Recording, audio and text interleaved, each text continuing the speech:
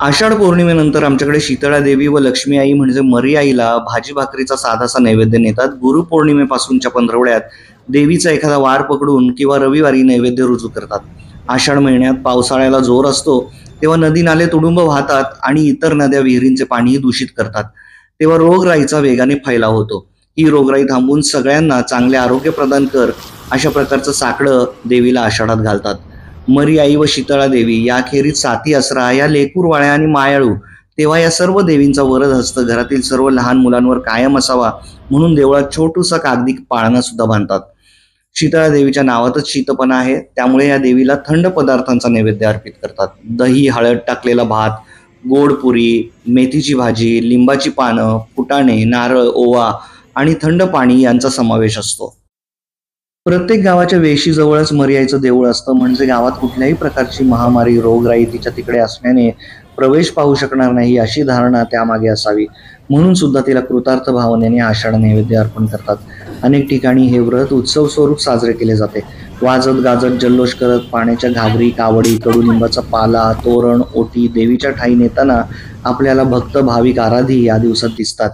मरी आई, शीतला मातेखेरीज या नैवेद्याच्या मानकरी साती असरा किंवा सात बहिणी पण आहेत, ज्यांचा वास हा नेहमी पाणवठ्याच्या ठिकाणी जसं की विहिरी, तलावात असतो। पावसाळ्यात पिकाचे रक्षण होवो आणि पीक पाणी नेहमी मुबलक प्रमाणात राहो म्हणून त्यांचीही ओटी भरण्याची आणि नैवेद्य अर्पण करण्याची प्रथा आहे। एकूणच हे सर्व सोपस्कार आषाढात असलेल्या देवीच्या गुप्त नवरात्रीचा भाग आहे। श्रावणाची चाहूल देणारं हे व्रत। भारी वाटतं की आता सणांचा सीझन सुरू होणार। आषाढात आखाड तळण्याची पद्धत आहे। आखाड म्हणजे आषाढाचाच अपभ्रंश आहे।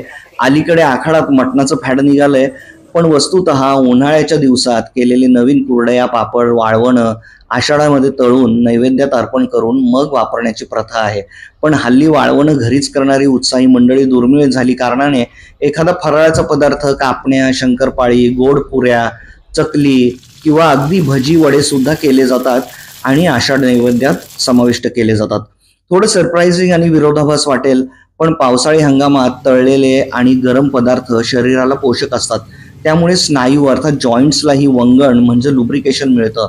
आपल्याला नाही का पाऊस पडला की लगेच भजी खाव्याशा वाटतात, तेव्हा या दिवसात माशांचाही प्रादुर्भाव खूप वाढलेला असतो, तेव्हा असे पदार्थ घरीच तळून खाल्ले तर ते आरोग्य हिताचे ठरेल आणि या निमित्ताने आखाडही साजरा होईल।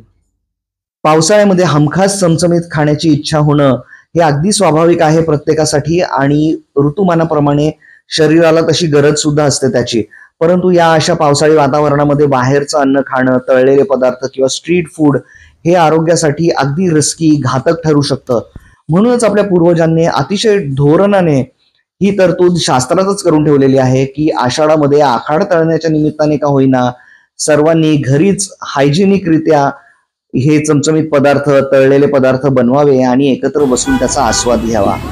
आज या आखाड निवदाच्या पोस्टच्या निमित्ताने मला हे सुद्धा सांगायचं आहे की तुम्ही जेव्हा देवळात कधीही नैवेद्य न्याल, आता मान्य आहे पावसाळा आहे आषाढाचा, परंतु एरवी सुद्धा लक्षात ठेवा की नैवेद्य इकडे तिकडे कोणी प्लीज टाकू नये आणि मंदिर परिसरामध्ये, मंदिरात अस्वच्छता कमीत कमी पसरवण्याचा प्रयत्न करावा। नारळ फोडण्याची जागा विशेषतः जिथे ठरलेली आहे तिथेच फोडावा आणि नैवेद्य दाखवून झाल्यानंतर कृपया तो नैवेद्य आपल्या सोबत परत घेऊन जावा जर तिकडे कुणी खाणारा नसेल तर। नाहीतर एखाद्याला आवडत असेल तर तो प्रसाद म्हणून वाटावा, परंतु अन्नाची अशी नासाडी करू नये। अन्न हे पूर्ण ब्रह्म आहे, मग ते देवाच्या निमित्ताने का होईना त्याला वाया जाऊ देऊ नये।